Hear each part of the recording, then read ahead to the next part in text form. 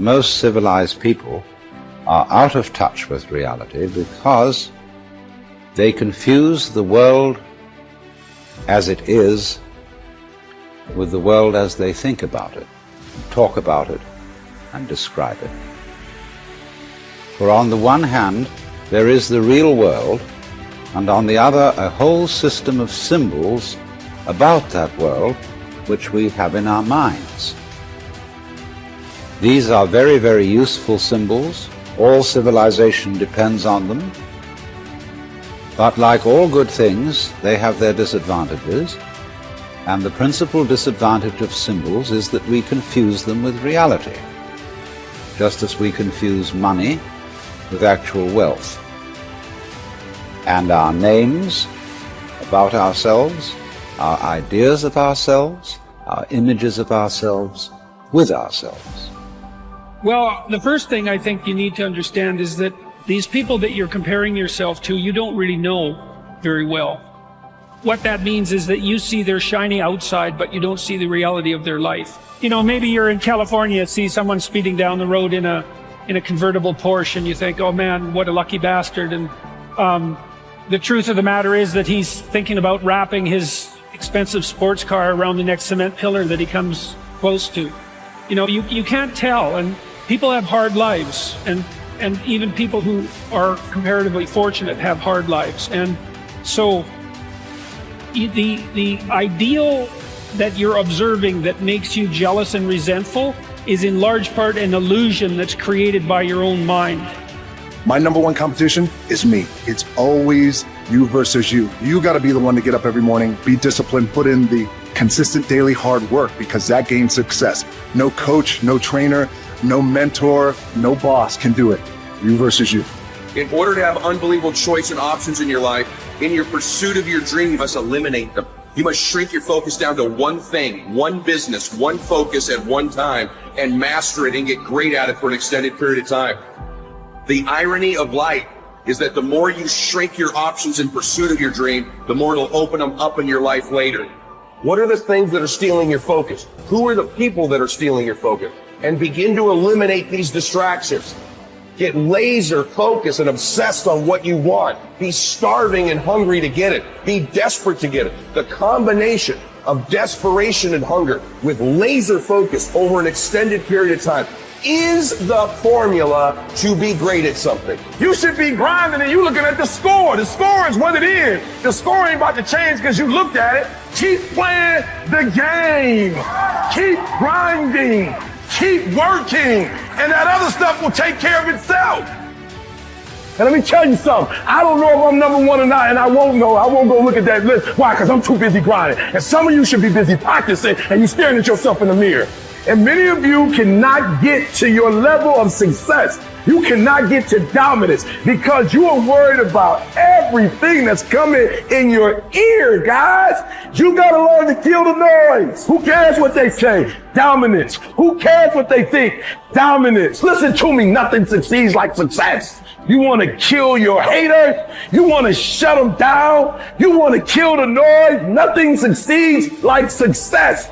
And I'm telling you, if you can learn to kill the noise and dominate your space, your lane, stay in your lane. I dare you to stand up for yourself. I dare you to dominate your space, your world, and to leave a legacy.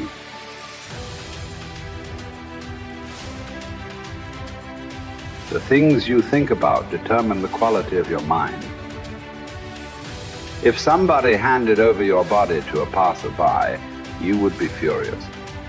But that you entrust your mind to anyone who happens to be at a certain place, where if he scorns you, he can confuse and wreck you, don't you feel shame for that? What really frightens and dismays us is not external events themselves, but the way in which we think about them. It is not things that disturb us, but our interpretation of their significance. Remember, it is not enough to be hit or insulted to be harmed. You must believe that you are being harmed. If someone succeeds in provoking you, realize that your mind is complicit in the provocation. which is why it is essential that we not respond impulsively to impressions. Take a moment before reacting, and you will find it easier to maintain control. You need to avoid certain things in your train of thought. Everything random, everything irrelevant, and certainly everything self-important or malicious.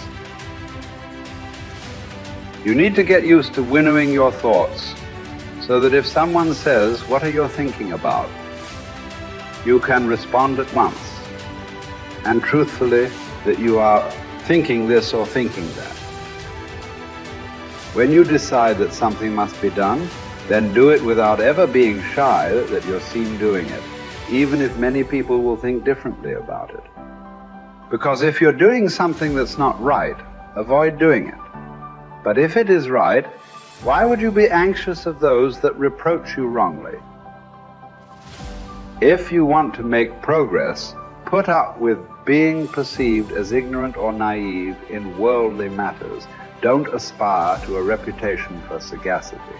If you do impress others as somebody, don't altogether believe it. You have to realize it isn't easy to keep your will in agreement with nature, as well as externals. Caring about the one inevitably means you are going to shortchange the other. If you are distressed by anything external, the pain is not due to the thing itself, but to your estimate of it. And this you have the power to revoke at any moment. Remember to act always as if you were at a symposium. When the food or drink comes around, reach out and take some politely.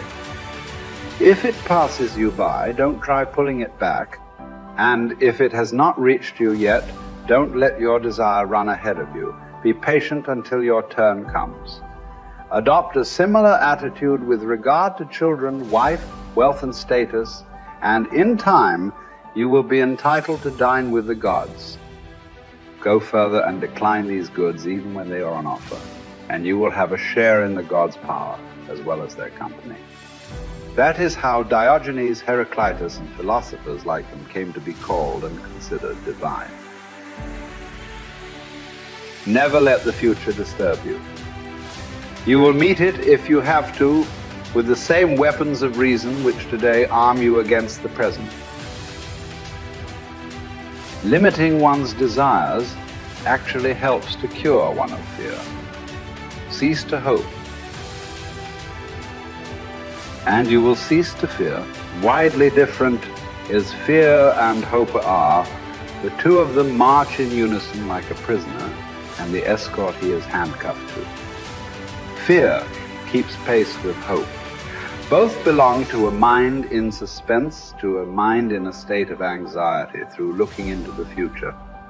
Both are mainly due to projecting our thoughts far ahead of us instead of adapting ourselves to the present. For what prevents us from saying that the happy life is to have a mind that is free, lofty, fearless, and steadfast? A mind that is placed beyond the reach of fear, beyond the reach of desire, that counts virtue the only good, baseness the only evil, and all else but a worthless mass of things which come and go without increasing or diminishing the highest good, and neither subtract any part from the happy life nor add any part to it. A man thus grounded must, whether he wills or not, necessarily be attended by constant cheerfulness and a joy that is deep and issues from deep within, since he finds delight in his own resources and desires no joys greater than his inner joys. Remember two things.